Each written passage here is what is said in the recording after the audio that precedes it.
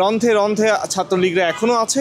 আমাদের শিশুরা, আমাদের ভাইরা যেখানে আত্মচিৎকার করছে সেখানে তারা সচিবালয়ে মব সৃষ্টি করছে।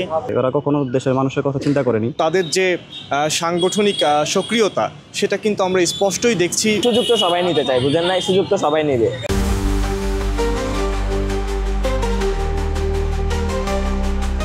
সম্প্রতি মাইলস্টোন স্কুল অ্যান্ড কলেজের বিমান দুর্ঘটনার পরদিন দেখেছি যে দুইজন উপদেষ্টাকে শিক্ষার্থীরা টানা 9 ঘন্টা অবরোধ করে রাখে। ওই দিনই সচিবালয়ে একদল শিক্ষার্থী হঠাৎ করে সহিংস আন্দোলন শুরু করে। এ বিষয়ে বিএনপি, এনসিপি সহ অন্য রাজনৈতিক দলগুলো বলছে নিষিদ্ধ ঘোষিত ছাত্রলীগ সেখানে অনুপ্রবেশ করে একটি সহিংস আন্দোলন সৃষ্টি করার চেষ্টা করছে।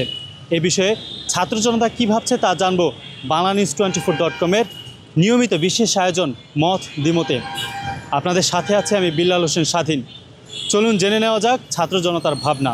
বর্তমান সময়ে মাইলস্টোন কলেজের যে ট্র্যাজেডি সেটি খুবই মর্মান্তিক, এবং এটিকে ঘিরে যে কর্মসূচিগুলো নেওয়া হচ্ছে এবং সেখানে নিষিদ্ধ সংগঠন ছাত্রলীগের যে হামলা সেটি যেরকম খুবই দুঃখজনক, এবং আমার মনে হয় এই পরিস্থিতিতে খুবই বিব্রতকর। আমার মনে হয় যে বর্তমান যে ইন্টারিম গভর্নমেন্ট আছে তারা কোনোভাবেই এই দায় এড়াইতে পারে না, কারণ নিষিদ্ধ সংগঠন আমরা মুখে বলছি, কিন্তু তার যে পূর্বেকার যে সন্ত্রাসী কলাকৌশল এবং তাদের যে সাংগঠনিক সক্রিয়তা সেটা কিন্তু আমরা স্পষ্টই দেখছি অনলাইন মিডিয়াতে এবং বিভিন্ন ধরনের সামাজিক কার্যকলাপের মাধ্যমে।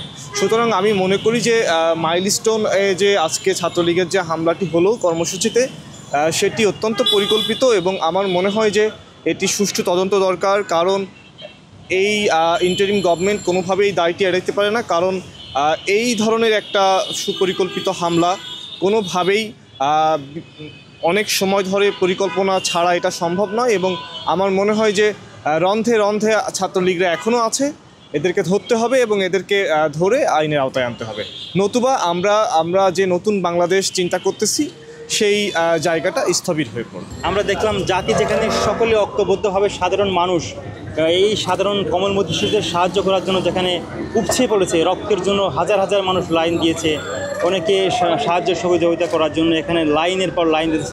এই সময়ের ভিতরে আমরা দেখলাম যে নিষিদ্ধ সংগঠন এবং নিষিদ্ধ সংগঠনের কিছু নেতাকর্মী তারা এই যে সংকটকালীন সময়ে যেখানে সবার ফোকাস আছে বাহিনীর দিকে, আমাদের শিশুরা, আমাদের ভাইরা যেখানে আত্মচিৎকার করছে সেখানে তারা সচিবালয়ে মব সৃষ্টি করছে, মাইলস্টোন কলেজে মব সৃষ্টি করছে। এটা রাজনীতি, নষ্ট রাজনীতি। এই নষ্ট রাজনীতি করার কারণে কিন্তু বাংলাদেশের মানুষ সকলে সম্মিলিত হবে কিন্তু এই নিষিদ্ধ সংগঠনকে এবং তার মাদার অর্গানাইজেশনকে বাংলাদেশ থেকে বিতাড়িত করেছে।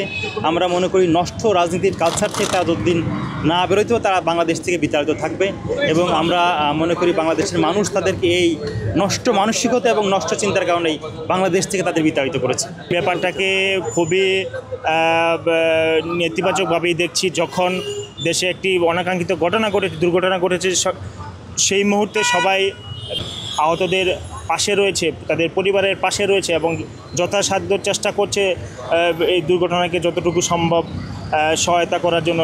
ঠিক সেই সময়ে নিষিদ্ধ ঘোষিত সংগঠন তারা এই সুযোগকে কাজে লাগিয়ে তারা দেশে বিশৃঙ্খলা সৃষ্টির পায়তারা করছে, এবং বিশেষ করে আমরা দেখেছি যে পরীক্ষা পেছানোর যে ঘটনাটি ঘটলো সেটাও সরকারি একটি সিদ্ধান্ত ছিল, কিন্তু এই সুযোগকে কাজে লেগে তারা সচিবালয়ে ঘেরাও করেছে, গাড়ি ভাঙচুর করেছে। যদিও পরবর্তীতে আইনশৃঙ্খলা বাহিনী যথাযথ ব্যবস্থা নিয়েছে, কিন্তু আমরা বলতে চাই যে ছাত্রলীগ একটি সন্ত্রাসী সংগঠন। তারা সবসময় সুযোগ সন্ধানী অনুপ্রবেশকারী হিসেবে তারা কাজ করে। তারা চেষ্টা করছে দেশে একটি বিশৃঙ্খল পরিবেশ সৃষ্টি করতে, এবং তারা দেশে শান্তি শৃঙ্খলা এবং আইন শৃঙ্খলা অবনতি করার জন্য তারা চেষ্টা করছে, কিন্তু তাদেরকে সে সুযোগ দেওয়া হবে না। মর্মান্তিক ঘটনা ঘটে গেছে। এই ঘটনার পরিপ্রেক্ষিতে শিক্ষার্থীরা কিছু তাদের 6টা দফা নিয়ে 6টা দাবি তুলেছিল, যে এই দাবিগুলো আসলে যৌক্তিক ছিল, আর দাবিগুলো সরকারের পক্ষ থেকে দাবিগুলো মেনে নেওয়া হয়েছে।